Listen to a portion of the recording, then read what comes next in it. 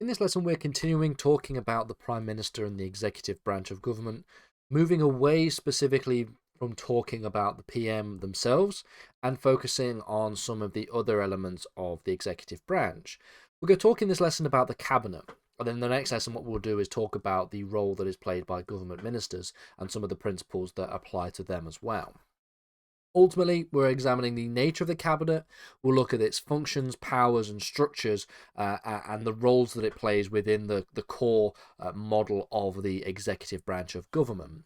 Now, according to what is commonly described as the traditional constitutional view, the executive power in the UK is vested in a cabinet whose members exercise a principle known as collective responsibility. We remembered from the previous lesson what collective responsibility means. But the importance of the cabinet has arguably been waned in the more modern era.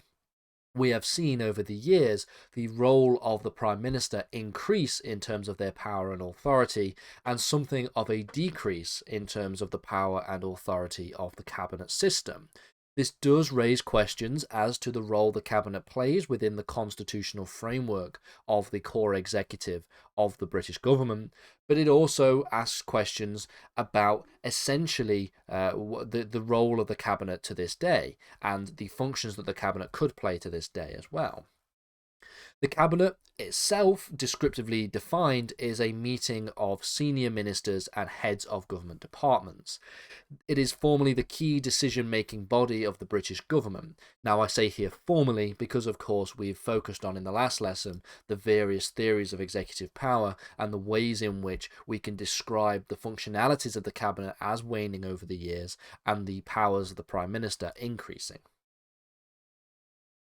So just as a general introduction and a bit of a warm-up to this topic, let's think about who are the current members of the cabinet. I'm not listing everyone because the cabinet is quite a large list of people. But at the time of recording, we have the Prime Minister, who is Rishi Sunak. We have the Lord Chancellor and Secretary of State for Justice, who is Alex Chalk. We have Jeremy Hunt, who is the Chancellor for the Exchequer. We have James Cleverly, who is the Foreign Secretary. We have Suella Braverman, who is the Home Secretary. Secretary of Defence is Ben Wallace. And what is actually very interesting here is at the time of recording, on the 19th of July, in fact, 2 days ago or 3 days ago, Ben Wallace resigned as Secretary of State for Defence.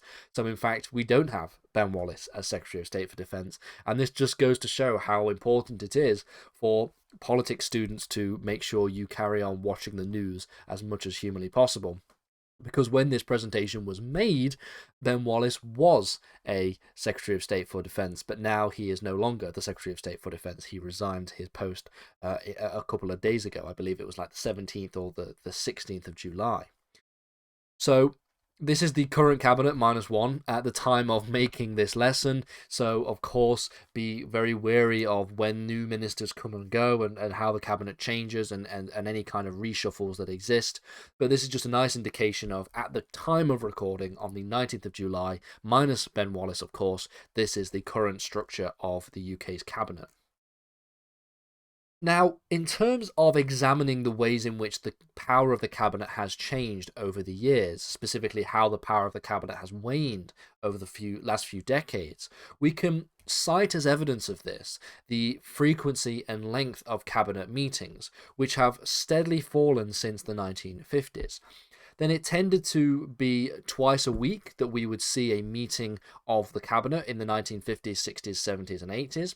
But then under the administrations of Blair, Brown, and Cameron, cabinets would actually meet only once per week when the parliament is in session, which is quite interesting. David Cameron's cabinets would meet on Thursday mornings, and as you remember as well from previous lessons, David Cameron would have meetings of the Conservative Party before coalition meetings of the whole cabinet between the Conservatives and the Liberal Democrats, at least between 2010 and 2015, under the period of the coalition governments. Now, cabinet meetings under Blair tended to last about an hour, some with actually being half that time, so some only lasting around half an hour in terms of length. So not only was the frequency reduced, but the length of those meetings themselves were also reduced under Tony Blair. We know already from previous lessons that Blair opted to utilize something of a sofa government system, whereby he would meet bilaterally or trilaterally in one-on-one sessions rather than have full meetings of the cabinet. It was known as sofa government given the fact that they would meet and they would just sit on a sofa and chat about the various directions of policy. The Ministerial Code and the Cabinet Manual set out the role and the functions of the Cabinet and its committees, acting as authoritative guides to the system of Cabinet, the role that the Cabinet has, the power that the Cabinet has, and the function that the Cabinet has, as well as and in conjunction with its committees. So the functions of the Cabinet are as follows. The Cabinet registers and ratifies decisions that are taken elsewhere within the Cabinet system. They discuss and decide on major issues. They receive reports on key developments and determining government business in Parliament. They also settle disputes between intergovernmental departments. So where you have disputes between government departments, often in relation to funding and finances, there will be the settlement of disputes done through the Cabinet itself. These are seen to be the most authoritative roles and functions of the Cabinet as set out by both the Ministerial Code and by the Cabinet Manual. In relation to the inner cabinet itself, the actual structured meetings that we can think about, there are also cabinet committees that exist. A considerable number of decisions and a lot of the decision making occurs not necessarily within the single meeting of the cabinet that is often on a weekly basis, but instead through cabinet committees. They include ministerial standing committees, permanent for the Prime Minister's term of office, ministerial subcommittees which report to the standing committees, as well as ad hoc committees. Ad hoc essentially referring to the fact that they are temporary committees and they are ad hoc in the sense that they deal with specific and particular issues at play. Finally, you also have official committees of civil servants. In addition to describing the cabinet as a single unified system, we can also refer to what is known as the inner cabinet structure. The prime ministers of old and previously existing periodically hold meetings within smaller groups of smaller groups of ministers. In times of crisis, for example, a select group of ministers may meet regularly to discuss development and formulate specific policy.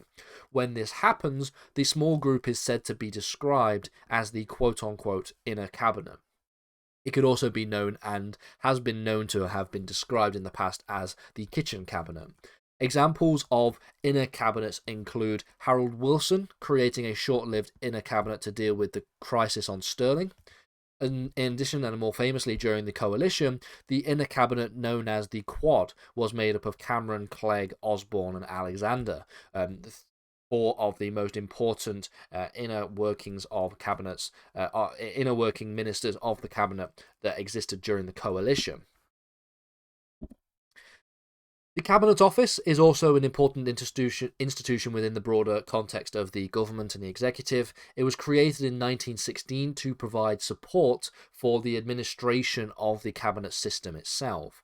The key section is the Cabinet Secretariat, which will regulate and coordinate cabinet business. It is also involved in the management and regulation of the civil service. Under Blair, the Cabinet Office took a leading role in the policy delivery and public service reform that was important for that particular administration.